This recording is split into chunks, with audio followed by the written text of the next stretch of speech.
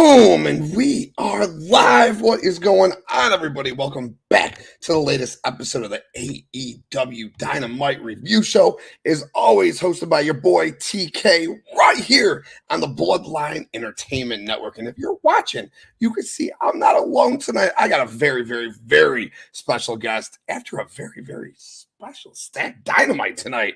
And that is the First Lady of the Bloodline Entertainment Network, the host of the WrestleBread podcast, the host of Late Night Gaming with JD. That's right, she's all over the motherfucking Bloodline. Throw your ones up for the First Lady of the Bloodline, JD. What's good? How you doing tonight? I'm doing great. That was a very crazy night of Dynamite. I mean, normally I'm like in and out of Dynamite, so I'm very happy that I checked out the whole thing tonight because it was crazy. You would have thought it was a pay-per-view this weekend, as crazy as it was. Yes, it surely felt like a go-home show. It was from start to finish. I was on the tip of my toes. I marked out a bunch tonight, and we will certainly talk about that as the show goes on.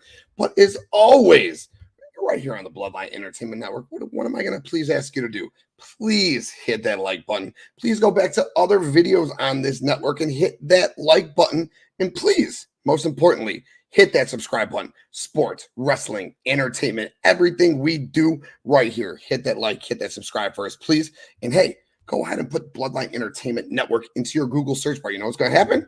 All our audio. You just got to watch us. You can listen to us if you want. You're sitting in rush hour traffic. You want to listen to us? You can listen to us. Spreaker, Spotify, Apple Music, literally anywhere you could find your audio, you could find us.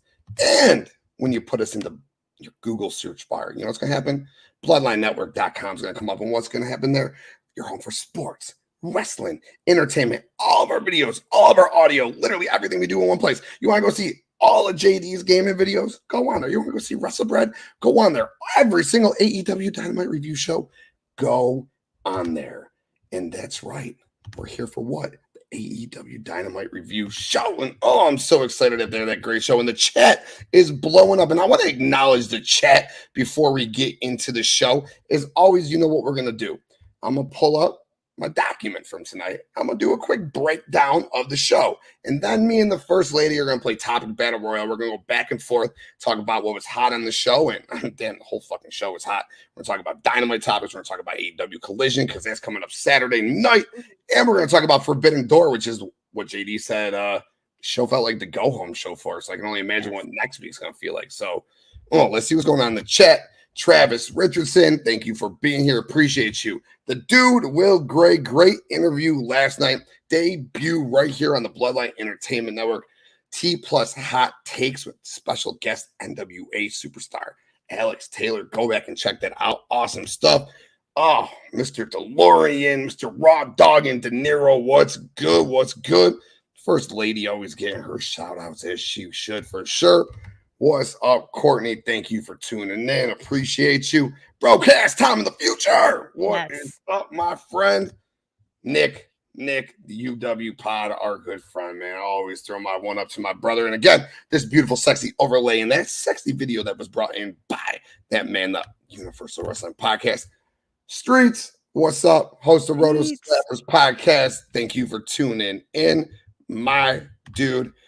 We got Justin. Can't wait to get you back on these airwaves, my man. Hope all is well in the house.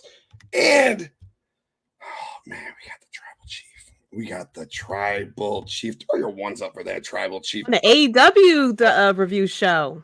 Right? I mean, I think even the Tribal Chief would have to admit tonight that AEW was banging because the show was banging from start to finish.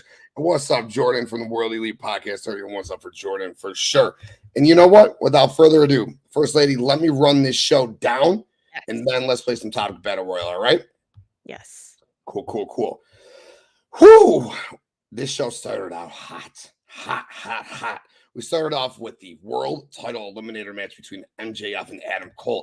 MJF, he definitely looked like he hit the bronzer, huh? Like you saw he hit that bronzer, no?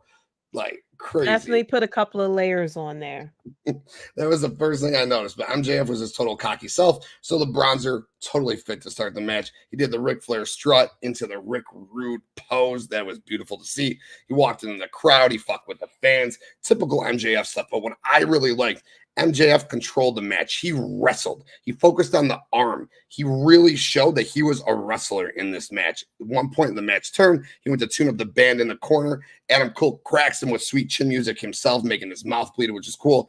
More back and forth sequences. We got a Yushi from AdamCole, which causes knee to buckle, which was they sold the rest of the match, which I really liked. He was selling the arm. He was selling the knee. This was a wrestling match. It was beautiful. It started slow and it climaxed and it climaxed and it climaxed. And I really, really enjoyed it. And we will certainly talking about it. MJF ends up hitting a running tombstone on the apron. Fuck, dude. I cringe. We all cringe. We get back from a commercial break. They're fighting back and forth. Chain wrestling like fucking crazy. Exchanging submissions. Like, this is just beautiful. MJF is such an underrated wrestler. And I don't know about you, JD, but when I'm watching this, I wasn't even thinking about the time. Were you thinking about the 30 minutes? Because I was not. I didn't even realize the time limit was. I know normally they say the time limit, but you don't really think about the time limit. Like, right. You think about it with an Iron Man match or a beat the clock or something like that. But for a regular wrestling match, you don't think about the time limit. Because it normally ever reaches that. No, yeah. I was sitting there like, I had no idea. At this point, I'm just watching, like, enjoying. Slow build. We're picking up at this point. And then we go to the outside. MJF sets Cole up on a table. Huge elbow drop to the table. Yes. And like, I don't know, when was the last time we seen MJF go off a table? Or I mean, go from the outside off the turnbuckle through someone on the table. That was crazy. Don't remember that. And again, the little things. They sold it to where the point of MJF's elbow hit Adam Cole's arm. So they continued to tell the story of MJF working the arm. Oh, it was just such beautiful storytelling in this match. Then, of course, we get that 1, 2, 3, 4, 5, 6, 7, 8, 9, 9.99999. Adam Cole gets in the ring. We get a back and forth between the two of them again. Adam Cole ends up hitting a German suplex on the apron, to which I cringe as well. So many apron spots. If you listen to me, I hate them. They're unnecessary. But we get a really cool moment not long after that. Ref bump. MJF gets the belt. Throws it at Adam Cole. We think we're getting the Eddie Guerrero, but Adam Cole outsmarts him because Bryce Remsburg falls face first down. The crowd wants it. What do we want? We all want Adam Cole to whack him with the belt. Yes. He whacks him with the belt, wallops him, and I'm like, yes! And then he hits him with the boom for the 1, the 2, and he kicked out. Did you think it was it? I thought it was it. Me too. I thought it was it. I was very there was a lot of close near falls in this match. So yeah, I knew it would be a good match, but it really exceeded my expectations. Like, I really gotta give it to MJF because I was one of those doubters. I felt as though he couldn't really hang with a lot of the top people, but especially with BryanDanielson and now with Adam Cole, he's really shown that he is able to adapt and be able to step up and even pull out new offense depending on who he goes against. Like, we saw him with the high fly spot to the table, which we rarely see him do that because he's such a grounded wrestler. So for him to pull out all this unique offense and things like that and storytelling, I got to give him his props. I have to give him his props. Yep. Yeah, he's been on fire really all year since I called him mid JF early January. This dude has been, or mid-January, This dude has been on fire. But Adam Cole then goes for the boom again. MJF falls over because he's tired. MJF grabs the ref. Low blow Adam Cole and kicks him from the behind. MJF then grabs the DDT. He's about to pop him in the face with that ring. Bryce Remsburg stops him. Adam Cole, big super kick. Panama Sunrise. Hits him with the boom. And this time I thought it was over. For the 1, the 2, for the and the bell rings. The bell rings. When the bell rang, I thought it was like Sammy Guevara or something. Like, what I thought too. What did you think? I thought it was ChrisJericho. I thought it was ChrisJericho messing around with the bell or something. There you go. And then it was like, oh, it's the time limit. I'm like, Justin Roberts didn't even say like 1 minute left. Like there was no countdown whatsoever. So it was just like, it confused the hell out of me. It confused the hell out of the live crowd, and the live crowd was upset. And I was like, of course, we had to have the fuck finish. It's just like, it's a good thing with this match, but it's not a good thing because we're kind of getting the match for free. I'm assuming this feud goes on to either All In or All Out. Not sure which one it's going to be for. But it's like we got the match for free. So we kind of got a taste. But now, because we're getting the free taste, it's like it has to have a fuck finish so that they can continue the feud. So it's like, it's a good thing, but it's not a bad thing because, once we get to the pay-per-view, we got to pay the $50. It's like we kind of already seen the match. So it's like now they have to elevate from the match versus us wanting to really see them go against each other for the first time. So, yes. But it was a really good match, though. So I am excited for the feud, but it's just like, hopefully, I'm very sure they'll give us something different the next time. But it's like we just got like full 30 minutes of them. And it's just like I think what was it, KennyOmega and BryanDanielson when they faced each other and it led to a draw. And it's like you have to build from that. You got to give us something a little more. So it's like, are we going to get another Iron Man match or something like that out of this? Because now you got to do more than just a 30-minute draw at this point. So we'll see how it goes. I think they need to get personal. Yeah. And we could talk about that in a little bit, but I think they need to find a way now. And this has been so different from MJF, all of his feuds. Like he said, I want to fight you. And he went and fought him. And it was an incredible match. And like you said, we had no idea the time was coming. Justin Roberts usually be like 10 minutes, 5 minutes. Yeah. They did that on purpose. They did. I kept looking at it too. I'm like, they're giving these guys a long time, but I never put 2 and 2 together. And we could definitely bring that back up in top of Battle Royal in a little bit. Let's keep this show rolling. AdamCole did grab the mic and he goes, 5 more minutes. And MJF just slithers on out of the ring like a little snake, which I thought was very cool the way he slithered on out. We got a CMPunk vignette. Yeah. CMPunk. I know. I was shocked at that. At first, I thought it was like an old recording or something like that until he started, until I started to really listen to what he was saying. And he said, this Saturday. I'm like, oh, this is new footage. Yeah. Like, wow, we're getting him live. And, well, not live, but, we're getting recent footage of him, not social media stuff. I'm like, wow.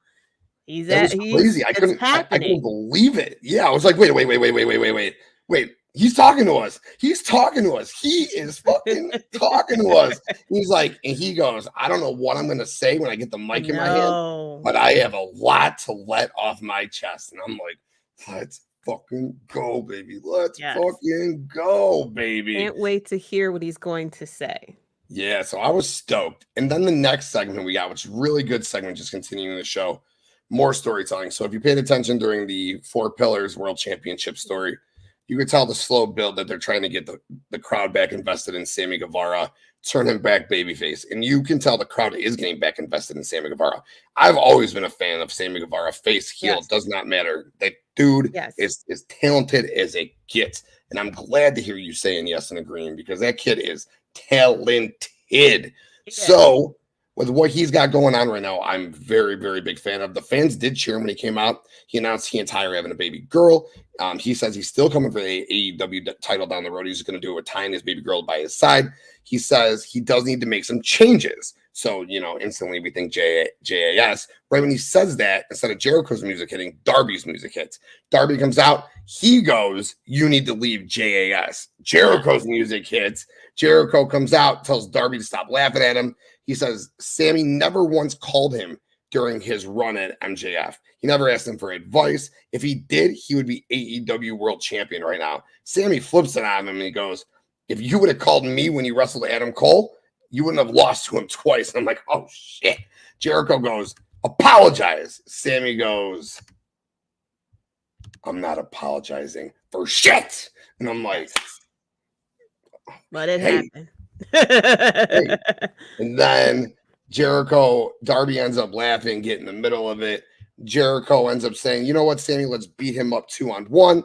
Sammy just smirks and is like, that's not happening. And Darby's like, if you think I'm alone, you're crazy. And then Tony Schiavone says it. I say it. I'm sure JD says it. The world says it. What are we saying? Dang. I can't say it like Tony, but you know. All right, I'll pull it out. It's Sting!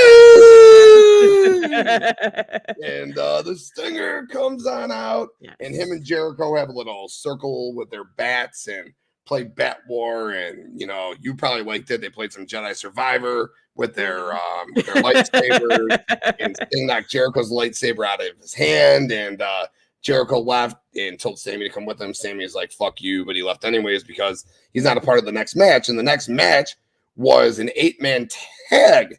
But before the 8-man tag, we get Sanada, the IWGP heavyweight champion, that's New Japan's world champion, for those of you who don't know, comes on the screen and says, I'm going to issue an open challenge to anyone at Forbidden Door. Okay, that fucking marked me out like fucking crazy. Yes. And we will hear a little bit more about that down the road. 8-man tag. So we got Sting and Darby already in the ring. We got Orange Cassidy and my dude Keith Lee taking on Swerve and Brian Cage and the Gates of Agony, aka Mogul Embassy. And you know, it saddened me that Keith Lee got like the most lackluster introduction of all of these guys, but Keith Lee looked like a fucking stud in this match. Like, he looked good on multiple occasions. He got the hot tag and looked good.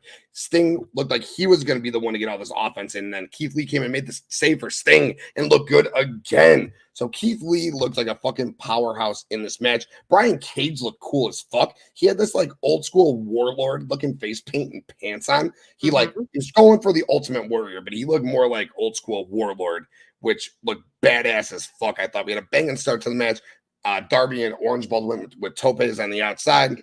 Brian Cage caught Orange and fucking smashed his ass. As you know, Orange getting smashed left and right, but he wins all day, no matter what, dude. But we had action all over the place in this match, everywhere. At one point, Brian Cage had a monkey flip on Keith Lee that Keith Lee almost landed on his feet on, and then he just like went crazy with the offense, which was great to see. The end of the match came with Darby hitting a cannonball to the outside on Mogul Embassy, Orange Cassidy hitting a fucking orange punch into a Scorpion Death drop by Sting for the 1, the 2, and the 3. This match was a fucking banger. Like, this was a hell of a lot of fun. Completely agree. Yeah, hell yeah. We continue. I'm gonna run these ones down quick because really, you know, this was, I'm not gonna say it was like the lackluster because even this stuff was good. You know, the Guns challenged the Hardys. They say they're the best tag team in AEW. They have no Bullet Club Black and Gold affiliation. We go into Wardlow and Jake Hager. I really liked how commentary played up on their history. They're 1-1 against each other, so that was good. You have to remember, you know, wrestling tell the stories. There's long-term stories with JAS and the Pinnacle. So you had the Wardlow and Hager, and they had that one special. What was that match called that they did? They had that one special. It was like an MMA fight. Yeah. It was like the Octagon, or I forgot how they named it, but it was basically MMA Octagon fight. Yeah, for sure. Yeah, so I like how they told this story. We got a hoss fight here, back and forth, two big dudes. Wardlow shows his athleticism off. He does a top rope tope on the Hager to the outside. He hits a top rope senton downstairs to Hager. 2 power bombs later, 1, 2, 3. That's a wrap. We get the continuation of the bullshit Christian Luchasaurus thing. Listen, I love Luchasaurus to death. I love Luchasaurus. I think that Christian should be managing Luchasaurus to be a superstar. I just feel like Luchasaurus has never felt less important. But I guess Luchasaurus is the one to be facing Wardlow on this upcoming episode of Collision that we'll talk about. And Arn Anderson might not be in his corner because the moral of the story is they bloodied the fuck out of Arn and left him broken on those stairs. So he might not be in the corner.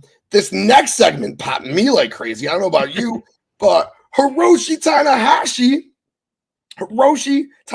the ace of New Japan, says, MJF, you will wrestle at Forbidden Door. Tony Khan has put this match on paper. You will wrestle me at Forbidden Door. So we're going to get Hiroshi Tanahashi for the title. For the fucking AEW World title against MJF. What's up, Jack? Thanks for tuning in. What's up? Yeah, Travis. Yeah. I like the Warlord, man. And yo, Brian Cage, he's very reminiscent of the Warlord. Oh, shit, we got more. The chat's popping, like I said. Dylan was good. Just get yo. What Joe. is good? What is good? Let's keep this rolling. So yeah, but we get back from the commercial and MJF goes and says, there is no chance in hell I am wrestling that what I would call it indie ass whack fucking promotion. And he goes, Tanahashi. And he goes, no. Give me the doctor back. But Excalibur confirmed that match will be going down. Let's continue the show. Orange Cassidy then is backstage. Like, yo, again, like JD said to start the show, this felt like a go-home show. Orange Cassidy is backstage. And, oh, man, I said this to Bakley the other day because Zack Sabre Jr. is just on this win streak in New Japan. Orange Cassidy is on this win streak in AEW. I said that's got to be the Forbidden Door match, the TV champion against the international champion. Let these two guys do their thing. Yes, please.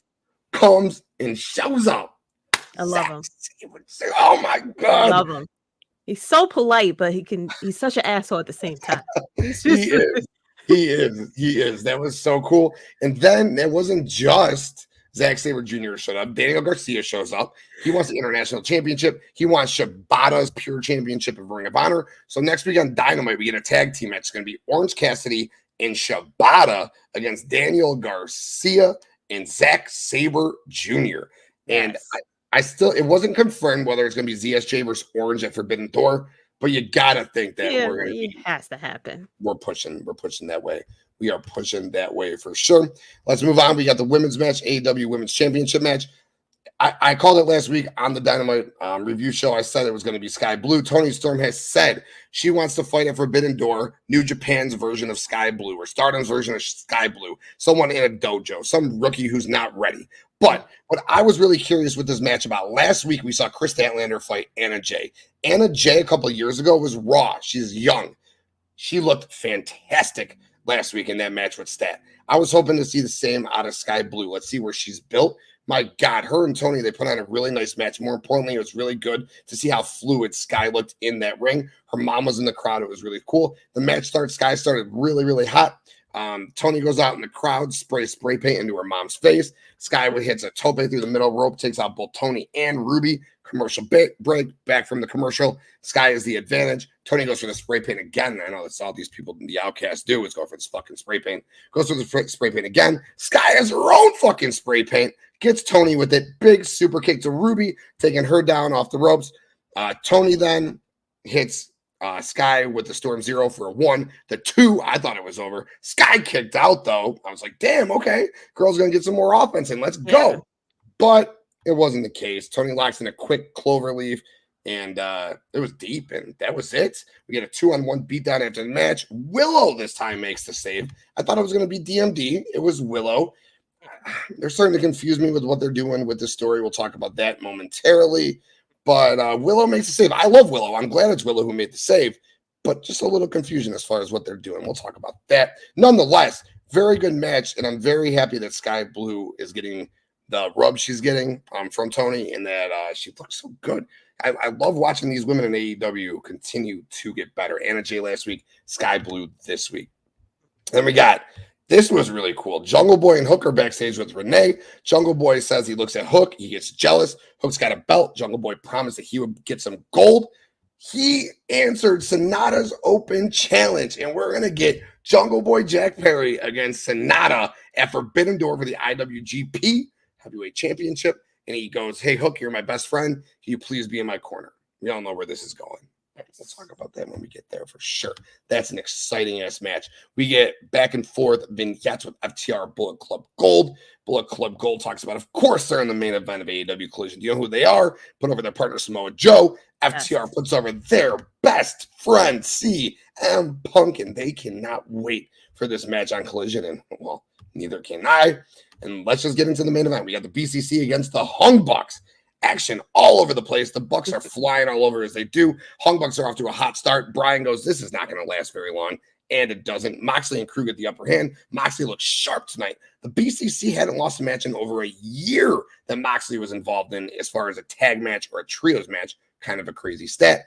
Back and forth between all 6 men we go. Big doomsday device from the BCC. That was dope. Hung Bucks make a big big comeback from there. Super kicks all over the place. Pop-up powerbomb to Wheeler. BTE trigger. Buckshot. 1, 2, 3. It is over, but that's not over. It is not over. Of course it's not. No, it's not.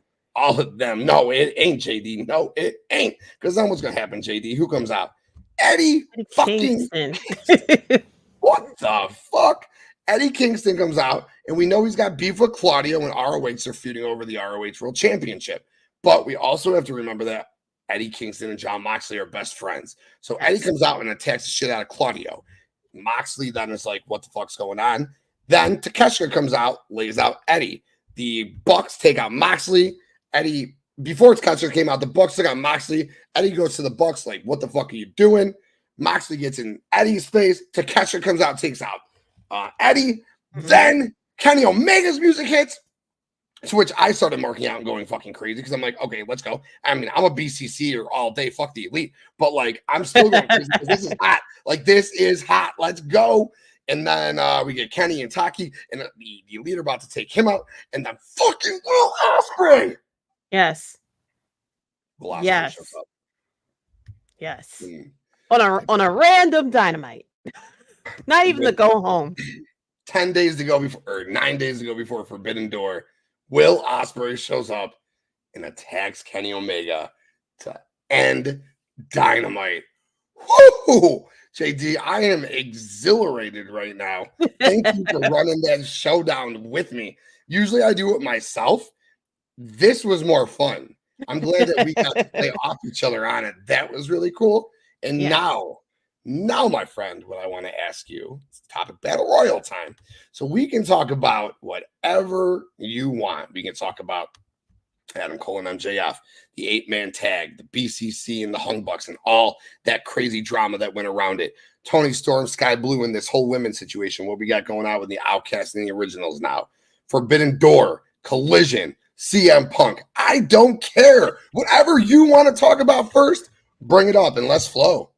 I mean, we have to start off with the way that this episode ended. I mean, in the end, BryanDanielson gave a standing ovation. Yes, he did. Yes, he did. So yeah, that finish was very crazy. It definitely gave me vibes of crazy SmackDowns before the pay-per-views and stuff like that. How, you know, all the chaos and craziness come out, and it's just like, oh snap, oh snap, oh shit, oh shit, oh shit. So it just gave me those vibes, especially the fact that Will Ospreay was there, which I was shocked about. I figured we would see Will Ospreay next week or something like that. But the fact that he not only came there, but he showed up, and we have Eddie Kingston back as well. Glad to see him back. Yes. And now we got the back and forth that we're going to see between him and Moxley once again. I mean, their feud between Eddie and Jon Moxley was definitely one of my favorites. I wish that it had more time to build because I didn't know how close they were. I didn't know how close they were until like the week before they fought each other. And then, of course, they became friends and they started to do the fucking promos and stuff like that, which was the funniest thing ever because they played off of each other and it was the best thing ever. But yeah, it was just so much craziness going on. It was very smart for them to do this on pretty much a random Dynamite, even though we are working towards Forbidden Door. But yeah, that was a great finish. And now you can't wait to see what happens next week because it's like, if we get all this craziness here and it's not even the go home show, I can only imagine of what's going to happen next week. I mean, we already have Will Ospreay here. So I'm going to assume he's going to show up next week because now Kenny Omega got to get his back. And it's just so many. Then we're seeing how all the storylines are intertwining with each other because we have Konosuke, who we don't know if he's actually, you know, if he's actually affiliated with BCC or they like have like a mutual thing where he helps them out, stuff like that. Because the BCC is beefing with the Elite, which Kenny is in there. And then we have Eddie Kingston came back, who's beefing with Claudio, but he's cool with Moxley still. And then it's like, then we have Watch paint dry. Yo. That's only because Jade Cargill isn't going to be around for a little bit. So my boy's a little salty. It is. But I'll still go like this. What up, KP? Just go to Instagram, yo. Just go to Instagram. She's in Aruba. I follow her on Instagram. Respectfully. Very respectfully. All the respect. But yes, I follow her on Instagram. She was in Aruba. Very nice pictures. Respectfully. But yeah, so it was just like all the back and forth because everybody is beefing with everybody. So it's just like a bunch of chaos that happened towards the end. And then of course BryanDanielson, who I just love as a heel, was like, this deserves a standing ovation. He just standing there at the top of the ramp just clapping it up for Will Ospreay. So it's just like all the different like feuds that we got just off of everyone who was in the final moments is just going to be crazy. You know, Eddie and Claudio. Of course, we're eventually going to get BryanDanielson and Kenny Omega once again. Hell, even BryanDanielson and Will Ospreay, that could happen. It's just like so many different things that we're going to get. And then, of course, what Kenny keeps talking about, his friends that he has and, you know, friends he has in other places. It looks like we're going to finally get the reunion of Golden Lovers. And so, you know, everybody can't wait for that. So it's just like, it was such a crazy ending. I loved it. I love it. Whoever idea it was with Toni to book this show this way, he needs to keep doing it. This gave me like flashbacks to the way that Dynamite used to be, where it's just like craziness from top to bottom.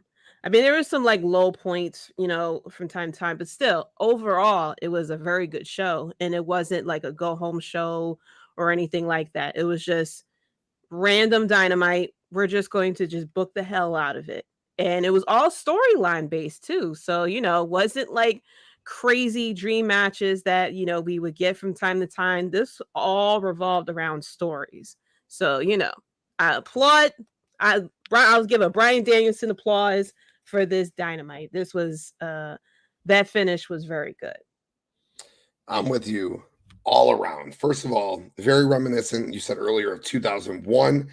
And that reminded me of that one. We all know that one scene at the end, the go home show to the SmackDown, or the go home show to that 2001 Survivor Series, when you got all those superstars hitting all their finishers, stunners, rock bottoms, choke slams, tombstones, angle slams, yes. Walls, or not the walls of Jericho, lion salts. Like everyone's hitting their moves. Like that was so cool. And this is what that was. There's just so many stars. The Eddie and Mox thing was insane. First of all, the match itself was great. That was very good itself. But the Eddie thing, I thought the match ended abruptly, but it made sense that it ended abruptly because we got everything we got afterwards. Chaos. Yes. The Eddie and Mox thing is going to be something down the road. The Takeshita showing up and attacking Eddie. Once Eddie wins the ROH World Championship from Claudio, Takeshita and Eddie for that ROH Championship is going to fucking bang. Remember this right now. Remember it. That's going to happen. I mean, I'm just foreshadowing, and it's going to happen. Eddie beats Claudio. Takeshita eventually beats Eddie and becomes the ROH World Champion. Can't now wait for that. Will Ospreay. Oh my God. Let's go. And you said it again. Let's let Kenny get the upper hand next week. And then at Forbidden Door, our boy Bakley, Cage My IQ, he's been saying that Don Callis is going to help Will Ospreay. And it didn't really make much sense to me because if you watch the Japan stuff, United Empire and Will Ospreay are going face, like you're in big time face. And they, in the Japan crowd, wants the IWGP United States Championship brought back to Japan because Kenny Omega is holding it hostage. And Will Ospreay's stablemate, Jeff Cobb, great match on Dynamite with Kenny for it, but he failed to bring it back. Now it's Ospreay's chance to bring it back. Will Don Callis help him win? I think that's the best route. So Kenny gets the upper hand on this Dynamite. It's ironic because your boy is not only going to Collision, but that the go-home show to Forbidden Door is also in Chicago. So I'm going to Collision, and I'm also going to that Dynamite. And the last Dynamite I was at, United Empire beat the holy hell out of Kenny Omega and the Elite to end that show. And now we're going to get Will Ospreay, and I think we're not going to get the United Empire, obviously, because Dump Truck Davis is out. Missed that dump truck for sure. Can't wait for them to be fully back acclimated in AEW. But I think we're going to see Will Ospreay back in Chicago again. Kenny Omega is the upper hand. Well, Ospreay gets that win. Cannot wait to see where Eddie's going to beat Claudio. Eddie and Mox, I don't know if we're going to get this Eddie and Mox thing anytime soon, but I like the foreshadowing that we're going to get there. They're going to play it off for best friends. Mox might try to go in the middle, but at the end of the day, BCC is his blood. Eddie can probably fuck off. Yeah. And I can't wait to see where we're going to go. The 5-on-5 is what I'm most intrigued about. We're going to get 5-on-5. We'll probably get blood and guts. Mm-hmm. Sucks that the women probably won't get blood and guts because I have just wanted this women's blood and guts for like 6 months, but hey, it's been 6 months. Why haven't we just gotten the culmination of this yet? I digress. What do you think it's going to be, though? So you think it's going to be Kenny, the Bucks, Hangman, and do you think it's going to be Eddie or Ibushi against the BCC plus Takeshita? So basically, BCC and Takeshita against the 4 Elite plus Ibushi or Eddie? So if we're doing this at All In, which I'm going to assume, I would think it won't be Eddie. It won't be Eddie because I feel like, but I don't know because I thought that Kenny and Will Ospreay would be at All In. Because I'm like, you know, you would have to book like all the craziness. So it could be that, you know, I don't know. Like it's just so many possibilities we could do. Because I figured for that stadium show, you're going to be booking the craziest matches ever. Like this is like, you have to book dream matches. So I figured that with Kenny and Will Ospreay at Forbidden Door, I say, you know, Will Ospreay wins there. We got one-on-one type of situation, one win on each side. And then we have the actual, you know, the rubber match at All In. And my prediction is that Will Ospreay will win that finally, just to officially pass the torch as far between Kenny and Will Ospreay. Because, you know, I feel like because they have the pay-per-view All Out like 1 week before there. So I feel like we're going to get all the dream matches and everything at All In and then all the story matches probably at All Out. Yes. So I feel like I'm hoping that because of that, the blood and guts will go more towards the women, you know, to have all the women in one match and everything. And to, you know, give it more oomph because like you have to fill up that stadium. Even though they have been doing really good with the ticket sales, you still need people to want to tune in and purchase that pay-per-view and then turn around and purchase the next pay-per-view 1 week later. So I feel like for what's going to happen at All In, the blood and guts will go to the women, you know, to what everyone been wanting, and that Kenny Omega and Will Ospreay. And then we'll probably get something else crazy with Eddie and the Elite versus BCC. Okay. Yeah, that makes sense for sure. Bakley says New Japan president said he will certainly let his wrestlers appear at All In if Tony comes calling. And why wouldn't he? And JD, you hit the fucking nail on the head, right? They're putting this monster show on at Wembley Stadium, All In. It doesn't matter if they sold 60,000 tickets. Like, that's great. Awesome. Yes. But Tony Khan, do you think he's just going to be like, okay, cool, I'm happy I did that? No. Tony Khan is going to do everything in his fucking power to put on the best possible show. Because let's talk about, this is going to be the next topic that I want to bring up, and we'll swing over. And let's just continuation on the story that we're talking. We're talking about All In and the show we're going to have at All In. Hell yes. We are going to probably get a Will Ospreay, Kenny Omega 3, which would be great. Maybe at All In is where we get Zack Sabre Jr. versus BryanDanielson, that match that everybody's wanting to see. Maybe that's when we get a healthy Aussie Open take on FTR in a rematch. Like, there's so much. Maybe you don't even go Kenny Omega against Will Ospreay. Maybe you go that the match FTR has been pulling for, and you go CMFTR against the Elite, and you do something like that.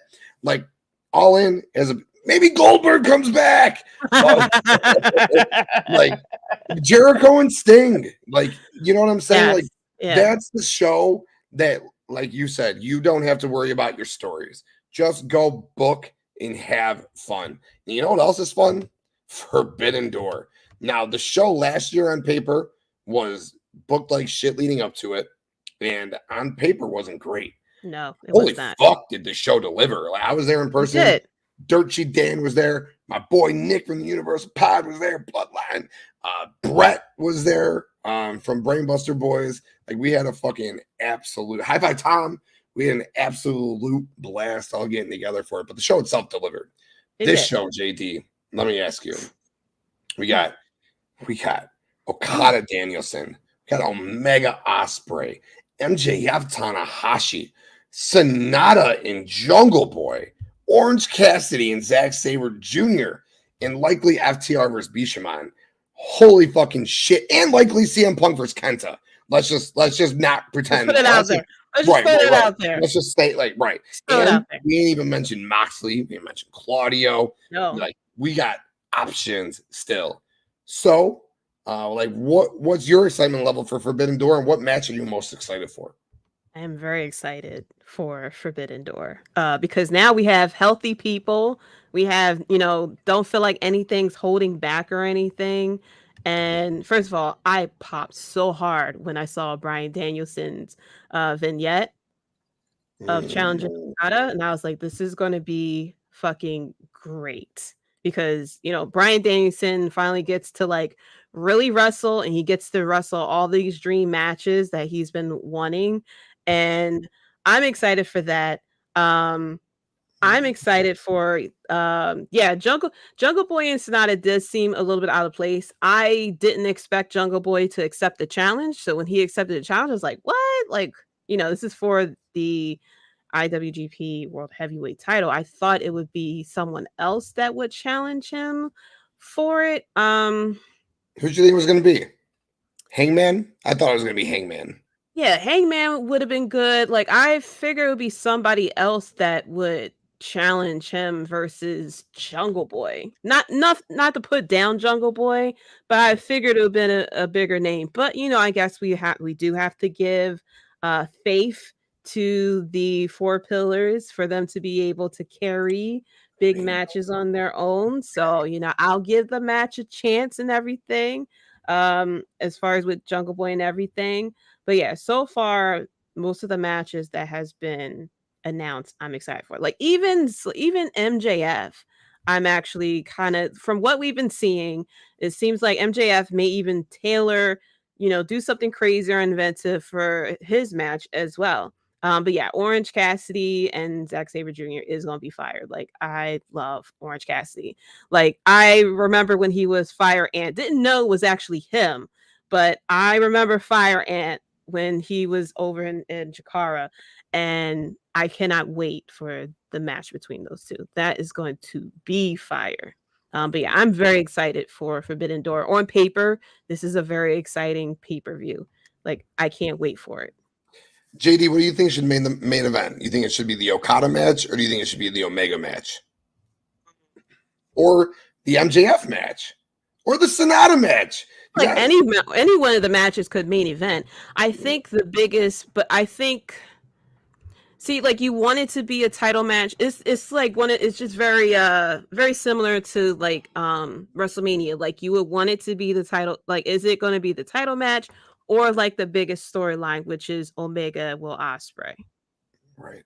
Yeah. So it's like it could be MJF main evented because it is, it is AEW's champion. But it's like it could easily be Omega versus Ospreay. Exactly. That's going to be like a great match, and it's going to be the match that everybody is going to be looking at. Yeah, and Okada versus Bryan could even be main event because that's a matchup that people have been waiting for a very long time. So it's just like any one of these matches could be main event, which is a very good thing, which means that depending on how Tony Khan places these matches, this pay-per-view can be just like on like straight level 11 throughout the whole pay-per-view, and it'll probably just like I forgot which year it was that I always use. It was one of the all outs where every match was so good. and they had like Paul White versus QT Marshall. I wasn't even mad at that. It was 2021. Yes. I was there. I wasn't even mad at that because I was like, that was just a breather. I think it was 2021. Yeah. 2021. Yeah. I was like, that match was just a breather for everyone to catch their breath. So I wasn't even mad at that match. And I feel like it could be the same thing with this. It's just like a lot of it craziness. Yeah, I think we will have more matches that'll be booked. You know, we're slowly getting it together because we had matches that was announced tonight. We could have matches announced Saturday. We'll have, you know, especially on Wednesday when we'll have a lot more people from New Japan in the States at that point, that will definitely have people come, you know, face to face and decide to face each other. Because we're up to how many matches we're at this point? 5 official. We're going to assume that FTR is going to fight Bishamon. Bishamon beat them at Wrestle Kingdom this year. They just won the IWGP Tag Team and Strong Tag Team Championships. Yeah, FTR is the AEW Tag Team Champions. I don't know that we get a title for title match, but I do think that we probably see a rematch or a triple threat of some variety where there's a team who could be in there and take the loss for sure. Like Bakley said, Garcia and Shibata will likely be a thing. So yeah, I'm really, really stoked for this pay-per-view personally. I mean, on paper again, Okada Danielson. When I was watching Dominion, and after Moxley, Claudio, and Shooter lost, and Moxley got on the microphone and he said, Okada, you're not the best wrestler in the world. I train with the best wrestler in the world. And Bryan popped up. Oh my God, dude. Just everything fucking just went crazy inside of me. And then to find out, I mean, earlier in the night, we found out that we were going to have Omega and Ospreay. And then to find out we were going to get Bryan and Okada was ridiculous. And then to find out MJF and Tanahashi and Orange Cassidy and Zack Sabre Jr. But listen, I want to specifically bring this comment up right here by my guy, Tom. Jungle Boy Sanada does seem a little out of place. But at the end of the day, Sanada, the IWGP, heavyweight champion, Jungle Boy, 4-pillar, rising star. We all see the story that they're telling with Jungle Boy, that he's going to turn heel. When he called Hook his best friend tonight and asked him to be in his corner, I don't think he's going to turn on Hook after the match at Forbidden Door. But when he loses to Sanada, that's just going to piss him off a little bit more. And then maybe he teams with Hook again, and there's a little more friction. And then the next time they team, there's a little more friction because he said it's going to be the summer of Jungle Hook. No, it's not. He's eventually going to turn on him, and he's going to lay him out. And we're going to get rid of the Jungle Boy persona, and it will be Jack Perry going forward. So him having this exposure in this match of Forbidden Door, getting that heavyweight championship shot, just leads to this story of him failing over and over and over again. Thus, him character changing, getting rid of Jungle Boy. Because you know what? Fuck Jungle Boy. He's Jack now. He's going to say, fuck Jungle Boy. I'm Jack. I can't wait for that. But all in all, the show's going to fucking bang, bang. What should main event? It's a great, great, great question. You said it. Storyline-wise, Omega Ospreay is it. Match-wise, it's Okada Bryan. I mean, it's fucking Okada Bryan. What the fuck? Yes. How? But it's Canada. I forgot it was Canada when I asked the question. I should have said since we're in Canada. Oh, yeah. It's going to be, so it's probably going to be Omega Ospreay. Yeah. And since there's a title on the line there, that's what I would go with. And I think Will Ospreay said at Dominion, he said, I'm not just coming to fight you, Kenny. I'm coming to fight all of fucking Canada. And he said, fucking. Yes. And he said, fucking. So he's going to come and he's going to fucking fight. That crowd's going to be amazing. Oh, Jesus. Will Ospreay is wrestling on Rampage. Why? Why couldn't they do it on Collision? That's very, very interesting. Very interesting. Well, I guess because he's there that night. I can see Jungle Boy trying to get hooked. Because you got to also remember Tai Chi and Five Guys are probably going to be. Yeah, hell yeah. Yep. You're right. And go check out Broadcast right here on the Bloodline Entertainment Network, part of the Universal Wrestling Podcast YouTube channel. Check them out, man. We love everything that Broadcast does, man. Always throw your ones up for Broadcast. It's great dudes, Tom and Allin for sure. But yeah, I can't wait for Forbidden Door. I cannot wait for Forbidden Door. But JD, there's so much else to talk about, and let's run it down. We got AdamCole and MJF. We got AEW Collision. We got that banger-ass 8-man tag. ToniStorm, Skye Blue, Originals, Outcasts. Yeah, those are the main topics. What do you want to talk about? We can go back to AdamCole and MJF. Baby! We hit a little bit about it. Like I said, I was surprised that we got the match. I thought, that's right, throw up those ones for the bros from the future. I thought that we would have this match first at a pay-per-view. So for them to just throw it on Dynamite the very next week, I was like very shocked about it. Especially the fact that we didn't have a run through the gauntlet. You must face all members of the firm or, Mogul Embassy or something crazy like that. All of the above. All of the above, that we just straight up had MJF versus AdamCole right away and not have this dragged out for 3 months where AdamCole sits there and face everyone. I thought that was different because that's something that everybody complained about. That's what MJF does. He wants he wants his opponents to go through half the roster. But like I said, I feel it's like a good thing we got this match, but not so much of a good thing because we already got a taste of what the match would be like instead of just like inching to see how this match will be. Yeah. But I'm going to assume that this is, that they're going to definitely do something here where it just elevates for whenever they face each other. And I'm hoping, because I am hoping that we get at like a good feud from this, between AdamCole and MJF. But yeah, I was very shocked that we got this match, and then to have the match go to a draw, it's one of their favorite ways to. Oh yeah, that would be cool. ToniStorm versus Willow at Forbidden Door. Ooh, that's a good suggestion. Yeah. That would be cool. But it's just like their favorite thing is the whole time draw. They've done that a couple of times with a lot of the major feuds when they don't want to really declare a winner or they want to extend the feud. They always do the time draw, which, feel bad for the audience there because they definitely booed the hell out of that finish. That's 3 times now, right? 3 times they did it. They did it. Brian Kenny, Brian Hanger, and now this. Yep. I think it may have been the 4th time and too. And the Iron Man match, if you want to really consider that. If you want to call it that, yeah. They love to do the draws, and it's just like you could have easily had MJF do something to cheat and then continue the feud from there, and then have AdamCole like, hey, you had to cheat to beat me, and then continue the feud that way instead of doing the draw.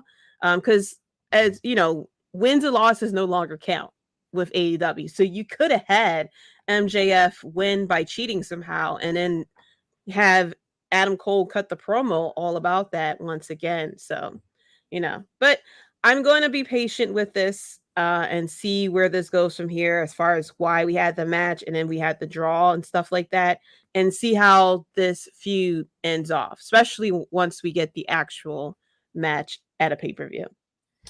Hell yeah. I'm with you.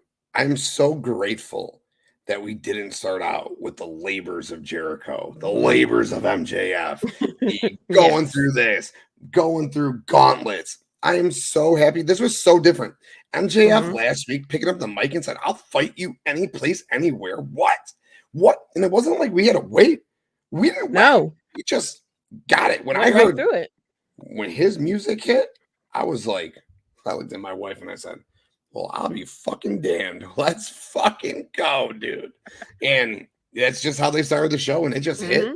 And the match itself, as we did through the run through, the match itself was incredible. MJF wrestled his ass off in this match, and he just continues to show that he is not only great on the mic, but he is great in the ring, and he is a 5-tool player all around. So kudos to him. And he's not going to have a boring feud with AdamCole because we started it this way. The promo last week was fucking incredible. Yes. His part was incredible. I do this AEW Power Rankings thing. I allot points to guys or men, women, matches, segments, however it fucking breaks down. I usually only give 5 for an in-ring promo. 10 at most. I gave MJF 30 for his last week. I gave MJ and AdamCole 25.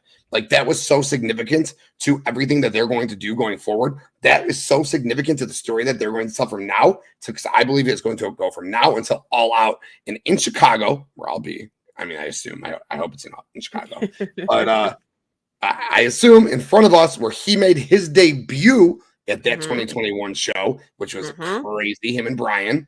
Yeah, I'll assume he will be the one, because I thought so. You probably thought so. I'm sure all the Bloodline thought so. He'd be the one to dethrone MJF, and I think he will do it at All Out in Chicago. And this feud has got to get personal, though. Yeah. Now that it started this way, like you said, now that we just went right into it, which is great. I'm glad we went just right into it. But now it's got to get personal. And it's not just personal, like you're skinny, you take steroids. No, like, and not with Britt Baker. Like, they just need to get personal because they just fucking hate each other because they want to prove who's better than each other. No wives, no fiancés. No, your fiancé left you. Not your fiancé fucking holds your balls in her hands. No, just I'm better than you. No, I'm better than you. And it's a fucking blood war because of it. And we go to All Out where boom wins the fucking belt. And we go from there. What do you think? I need AdamCole to cut a promo like he's talking to Karrion Kross again. Like, MJF needs to be destroyed on the mic real quick. But yeah. What'd you think about AdamCole's promo last week? I thought it was fine. It felt like he slightly held back because it was like, oh, this is the thing you always say. And he mentioned how no one likes you, this, that, and the third. But I want Adam to take it to another level. It just felt like he didn't give like 100% of the type of promos that we've seen him, like the vicious promos we've seen him do, like you said. So I feel like maybe we're starting at this level here because we are just starting this feud here, and then as we start to build on this feud, things get personal. They do, whatever the next steps that they're going to do in this feud, that AdamCole will start getting, more and more aggressive with his promos and stuff like that. So I was fine with it for what it is because it is like the start of the feud. So I didn't expect them to go like completely 100 at each other just yet, because it's basically like, kind of like not really an introduction, but first time that they are talking to each other in a promo. So I feel like once, kind of like what we saw with the 4 pillars, as everything kept going on and on, things started to get more and more personal with within the promos. So I feel like as we get closer to what's up, Brian? I feel like as we get closer to the match, which I'm also assuming is going to be at All Out, that will start to get more personal. Because now we have to fill about under 2 months of a feud with this. So JD, I feel like it's going to act up. Let me ask you. So we got 2 months, like you're saying. What if MJF just beat the fucking holy hell out of AdamCole? They're in the ring. They're about to do a promo. And he just fucking lays him out. He puts the ring on. Boom, boom, boom. Over and over again. AdamCole's gone for 5 weeks. Would that be okay with you to continue the story? Or would that kill it for you? It depends. Because, people can go away for 5 months, but they can still build on the storyline. Kind of similar to the way that they handled Cody Rhodes when he was gone. Like, even though he was gone, we still had vignettes for him. We still had interviews, stuff like that. So we were still reminded that he exists. Whereas though with people like Miro or Thunder Rosa, when they're gone, they're gone. We didn't hear anything from them. They've been wiped off the face of the earth. So if we are going to go with the because they were mentioning AdamCole with the elbow and stuff like that. If we are going to go that route and AdamCole goes away, I hope that there are like vignettes, interviews, things like that to remind us like, yeah, AdamCole is still here. We still have this feud between him and MJF, and not wipe AdamCole off the face of the earth to where as though people are chanting Adam Cole's name whenever Britt Baker is in the ring or something like that. So yes, I'm hoping that, the next steps of this feud is handled well, because this could be a very good feud for MJF. Like, we already seen that it's very different from what MJF normally does, because MJF immediately had a match with Adam Cole versus, go against these 6 people before you even think about facing me. So I'm hoping that, treat this like this is the Elite versus BCC. Give us something every single week. This is your champion. Give us something every single week involving this feud. If you're gonna do the Adam Cole is gone, give us something. Interview Adam Cole from a medical facility or something like that. Of what he is going to do to MJF. Have MJF cut a promo. Even have let's go old school WWE and have MJF show up at Adam Cole's house or something like that. Like, we have to go, you got to make it unique and, make it different. You got to really pull out of the creative ideas or something like that to make this feel, because like I said, it already feels different from a regular MJF feud. Let's go all the way to the left. Like you said, make this personal, make this vicious, because now that CM Punk is back, especially with All Out in Chicago, you have to give not only you guys for as far as with that pay-per-view, but yeah, everything has to line up to whatever it is going to be lined up for whatever they're going to have CM Punk do at All Out. So everything has to be just top tier once again for All Out. So I'm hoping that's where we go with that. And I'm pumped. And I love how you said, and it's, it's all we know is going back and watching old WWF or old WCW. But I think it would be so great if MJF was in the ring. And it's funny how you said what you said about the old WWF. And I'm going to say what I'm going to say about old WWF. MJF's in the ring. He's cutting his promo. And then Adam Cole's music comes. And then who comes out? What does MJF call him? He calls him this small little guy with no muscles. So who comes out? Like a Gilbert. Yes, exactly. Gilbert would actually be perfect. If you got Dwayne Gill out of retirement, flexing and doing his boom thing on the apron. Adam Cole, baby. The nuclear heat that would get. So yes, little things like that every week. Vignettes, of course, in the hospital, medical facility, coming back, interviews, and then MJF just fucking doing his little just tactics that he does. Yes. I'm with it. And that's how you can continue this to All Out, since you just put on a 30-minute, and I mean fucking banger match. And that's what they did, a banger match. But let's keep this train rolling. You mentioned Miro and guys who just kind of go away, and Thunder Rosa and girls who go away. Mm-hmm. Did you see it? Because I saw it. The fucking AEW Collision lineup is disgusting. So not only is it CMFTR against Bullet Club Black and Gold and Samoa Joe, but we're getting ToniStorm and Ruby Soho against Willow Nightingale and Skye Blue. And I do like Bakley's suggestion of ToniStorm taking on Willow, since she is the New Japan Strong Women's Champion at Forbidden Door. But we're also getting the return of Andrade against Buddy Matthews, and the return of Miro. Oh my God. Yes. And in that women's match, I got to fully think Thunder Rosa is going to come back at the end of it and confront Storm, because remember, she was the champion that Storm became the interim champion. So, JD, what are you most excited for?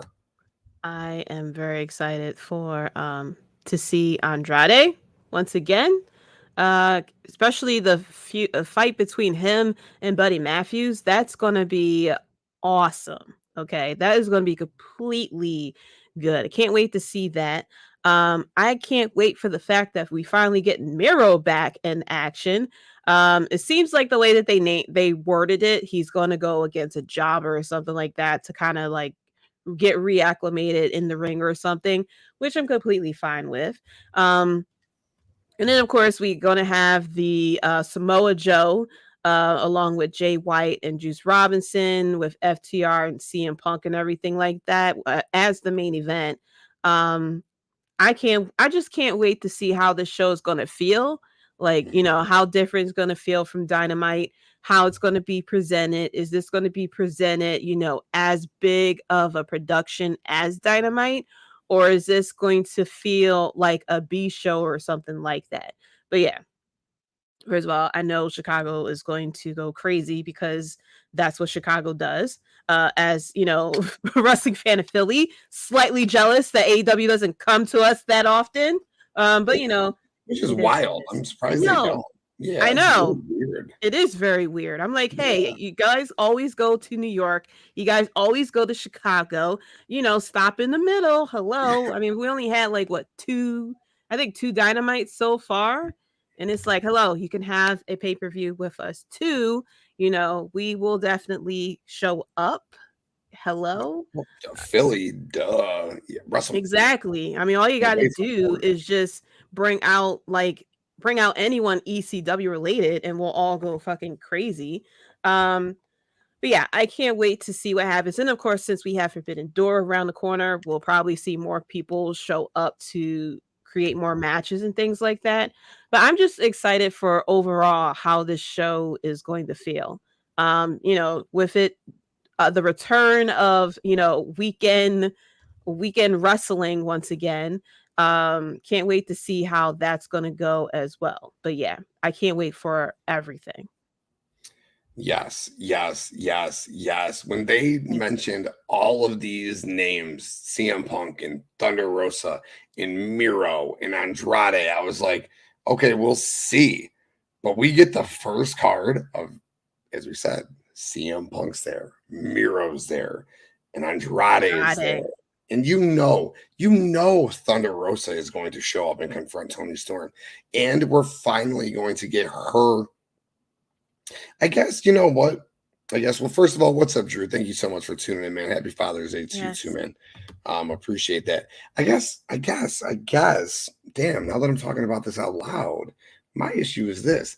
I always had thought Thunder Rosa was going to join the Outcast side of things because she's got such beef with Britt and Jamie. There's no way she's going to join the original side of things. But now that I'm saying she's going to confront Toni Storm, maybe she's just not involved in this story. No, I think she just wants the title back. I think that's what it's going to be. She just wants the title back. So we might even be able to get some more triple threat action, which I like, between a Toni, a Thunder, and a Britt, or a Toni, a Thunder, and a Jamie, or a Thunder and both Saraya can be involved, but we can get a Saraya and Thunder one-on-one, which would just be incredible. Thunder Rosa coming back is going to add so much depth to this women's division. It is unbelievable. Are you excited for her return? I am. I'm excited to how this is all going to be treated. Just like CM Punk, I'm just very curious how the dynamic is going to be. Because we done had Saraya talk trash about Thunder Rosa. We done had Britt Baker talk trash about Thunder Rosa on the All Access show as well. So it's like we're playing around with we're blurring the lines of these people really don't like each other, and we're about to put them in a feud. And it's like, I wonder how many lines are going to be blurred with promos and stuff like that. So I'm very curious of how this is all going to go. And just like how I'm curious of what CM Punk is going to say as well. I heard about that. We were supposed to get Mercedes. Well, JD, do you know if that was supposed to be a Forbidden Door that was supposed to be at Allin? Allin, maybe? Maybe. Because they don't really do the women as far as with Forbidden Door like that. So probably just get that one match. So I think it probably would have been Allin. Build that up and everything. Oh, Forbidden Door. Dude, see, that's a main event. If they put Saraya versus Mercedes on that, that's a main event. Like we could have been. They probably would do that at Allin. Yeah. She should be good by at that point. Saraya and Jamie at Allin because of the UK connection, but I think it'll be Toni and Jamie. Yeah. Wait, do you think we? Oh yeah, it's a pay-per-view. We'll get to. My bad. I was like, wait, you think we're gonna get two singles matches? Oh, I'm hoping, like, this is the stadium show. You better put 2 singles matches on there. And as we've discussed all night, the women's roster is improving tenfold. You got the top end with the originals and the outcasts, but you even have people like Skye Blue and Anna Jay who are really starting to hold their own in the ring, which is really nice to see. And Willow is fucking awesome. Like, she is just a superstar in the making, which is why I really, really want to see those women go 5-on-5 blood and guts, whether it is Britt, Jamie, Willow, Skye, and like Stat or Sheeta, I'm sorry. However they want to break it down. Like, I think those women have earned Devin. Yes. Blood and guts, have earned it, Devin. Yeah, I'm hoping that we get something going with Allin. The women deserve it. They've been working hard and everything like that. And so, yeah, I feel like they deserve to have, they earned the opportunity to not only have the blood and guts, but to have another match on there as well. Yeah. Because we're also going to have the return of Jade Cargill by that time. We still have, we have Athena who's doing her thing in Ring of Honor as well. Are they going to bring Ring of Honor people to Allin as well? But yeah, I'm hoping that Collision will be the prove yourself type of show, just like how SmackDown was back in the day, where SmackDown was put on as the B show and the wrestlers took offense to it and decided that we're going to bust our ass and we're going to make the B show turn into the A show. And I hope that I hope that everyone on Collision has that type of energy, so that when we go to see this debut show Collision, that everybody is going to like wrestle their ass off, cut the best fucking promos, that we'll be talking more about Collision versus Dynamite. That's what I'm hoping for, because all that does is just make everything so much better for the fans. Yes, 4 hours of authentic television on Saturdays and Wednesdays. Rampages or rampages. I guess Will Ospreay is wrestling on it. Last week, Rampage was actually okay, as wild as that is, but I don't know. They're ramping Rampage up right now. I'm not quite sure. Maybe just to lead into Collision, because I heard the dirt sheets that said they're going to make it more of a developmental like show now that Dark and Dark Elevation are gone, which I thought was totally cool for sure. Yeah, because like you said, Collision needs to be a 1A, 1B with Dynamite. There's no ifs, ands, or buts. And obviously, CMPunk, Miro, Andrade, House of Black, FTR, Powerhouse Hobbs, Wardlow. They ain't making that. It has to be like the A show. Thunder Rosa. Like, they ain't making this a fucking B show. Wait, what? Chaos versus United Empire on Rampage. Wait, what? Wow. Jeff Cobb, Will Ospreay, and Kyle Fletcher against who is Chaos? The best friends of Rocky Romero? What the fuck? Yep. That's a banging ass match right there. That would be good. That would be good. Rampage? Shit. Yeah, but I think Rampage, is going to be more developmental, since we no longer have Dark and Elevation.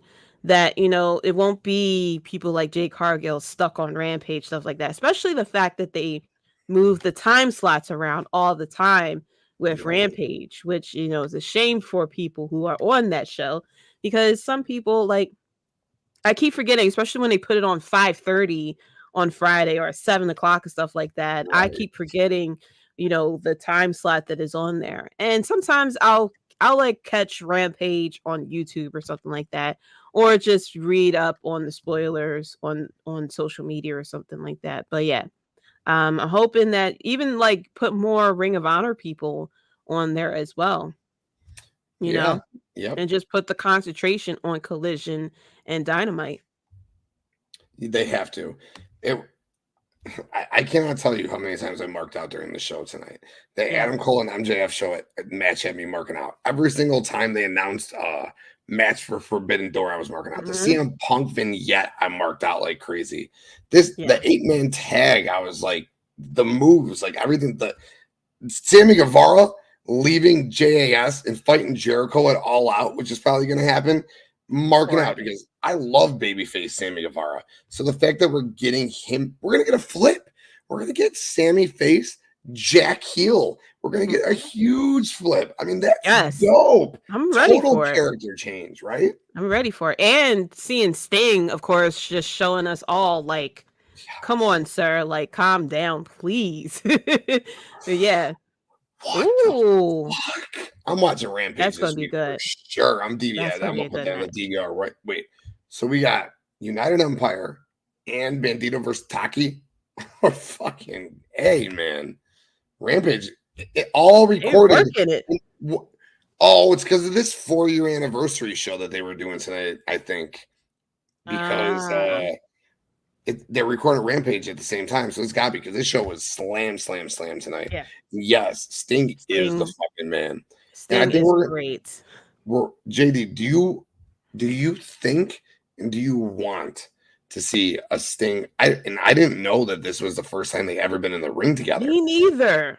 Crazy. I could have sworn it was something in WCW between them two, but no, it was Tony Schiavone himself that was like, no, they never faced each other. I'm like, it's the craziest thing. But yeah, I'm okay with it because Sting is so good, so damn good. It scared me a little bit during that 8-man tag. I forgot who it was that kind of like threw him into the rope and then like didn't really get him all the way in the corner before they did the before they got to him. I forgot who it was. Toa Leona. Yeah. Scared me a little bit there for Sting, but of course Sting is made out of like rock iron or something like that. It just didn't even phase him. I'm like, I sleep wrong one night and my neck will hurt for 3 weeks, and here goes Sting like wrestling like it's 20 years ago or something like that. But yeah, I'm okay with seeing Sting versus Chris Jericho. That'll be great, truthfully. Which would honestly, we're talking about nostalgia, fun things, all in. That's a perfect all-in match. Sting versus Chris Jericho in front of 70,000 at Wembley. Come on, who doesn't want that? Well, exactly. Justin, I know. Justin doesn't want that. He wants Chris Jericho, but I mean, like real wrestling. Yeah, come on. You can watch Sting whoop his ass because we all know that's what's going to happen. Right. Well, JD. This has been a great time. We got the 8-man tag. We got ToniStorm and Skye Blue. I feel like we already hit on the women. We're kind of talking about the 8-man tag right now. Is there anything specifically else on Dynamite, whether it's within ToniStorm and Skye Blue or the 8-man tag or anything else that you wanted to hit on before we get out of here? No, I think we pretty much hit on everything. The excitement for Forbidden Door from this Dynamite and everything. That we're gonna have this big switch between Sammy and Jungle Boy. Can't wait for Jungle Boy to drop the Jungle Boy, become a man. You know what I mean? Just like start cursing people out. Let's do it. Yeah. And for Sammy to kind of be face again. I'm a fan of Sammy. I've been a fan of Sammy Guevara. I even watch his vlogs from time to time. So I'm a fan for him. I think he is so good in the ring and everything like that. But yeah, I can't wait to see what happens next week. Yeah, Skye Blue is a gem. I was very happy when he signed her. I was very shocked, first of all, because I didn't think that. I knew that Chicago, it was the Chicago reaction stuff, but I wasn't sure if it would like continue outside Chicago. Because that's what happened with when we were calling Blue Pants back in WWE, and they decided to keep her around, and then it just kind of like faded away. But I'm very happy that Skye Blue has stayed around. Just okay. Boo. That's because you don't know the storylines. If you knew the storylines, you wouldn't say just okay. That's hater. That's all right. Yeah. We know that in your heart you feel something different. That's what I think it is. Yeah. And we put Skye Blue over hard earlier. She worked her ass off. She's definitely getting better in the ring. And Bakley, here's what I was thinking with this. He says CM Punk will be on the mic before his match just announced. Mm-hmm. He better be on that fucking mic to start the show. Like, just like they did. They're going to do it. Yeah. Yes. I don't think it's going to be a WWE-like thing. He's going to come out. They'll be on the mic. He's going to end the show. That's the only way. We will be fucking going crazy from start. Y'all will be chanting his fucking every name. match. We will take the show over. Yep. We'll take the whole show over until he comes out. He has to come out. Yeah, to start he has to open with the mic. No other way about it. Yeah, that's it. So if you're listening AEW right now, he's got to open the show. Tony Khan, if you're listening, bring Dynamite or Collision back to Philly or pay-per-view, preferably. And bring out CM Punk first, or else the Chicago crowd's going to take over. As we would have at that Rampage. And well, it's all history from there. But JD, thank you so very much for coming on with me. Anytime you want, you are welcome to come on. I had an absolute blast with you tonight. Can you do me a favor, please, and let the people know where they can find you? Well, you can find me on Twitter at JDC137. You can find the podcast at WrestleBread as well. Click the links in the bio for the Twitter, the Instagram, the Facebook as well. I am live every Thursday at 9 p.m. EST only on the Bloodline Entertainment Network. You can also find me on Twitch. We have now Gaming with the Bloodline. My show is Late Night Gaming with JD. Mondays at 11:15 Eastern Standard Time. So after Raw, hop on Bloodline Entertainment Network Twitch channel and come and join me and watch. Mondays I play Detroit Become Human. That has been a great time. Watch me freak out over the choices that I make as well. And if it's too late for you because you got to work tomorrow, it's okay. You can watch the video on demand as well. On Tuesdays is a little earlier. It's 10 p.m. Eastern, where I am currently playing Jedi Survivor as well. So yeah, come and hang out. I normally chat about, game, wrestling, sports, whatever is going on at the time and everything, and come and have a great time. You're awesome. The first lady, go and get at her everywhere. She just said, especially on that Twitch, she is killing it. Late Night Gaming with JD. Thank you again for coming on. I appreciate it so very much. And hey, I appreciate everyone who watched this show live. I appreciate everyone who went back and watched the show, everyone who listened to this show. And hey, please hit that like button. Go back to other videos and hit that like button. And most importantly, for all your sports wrestling entertainment needs right here on the Bloodline Entertainment Network, hit that subscribe button. Hit that bell for WrestleBread, for this show, for everything else we do. Hit that subscribe button.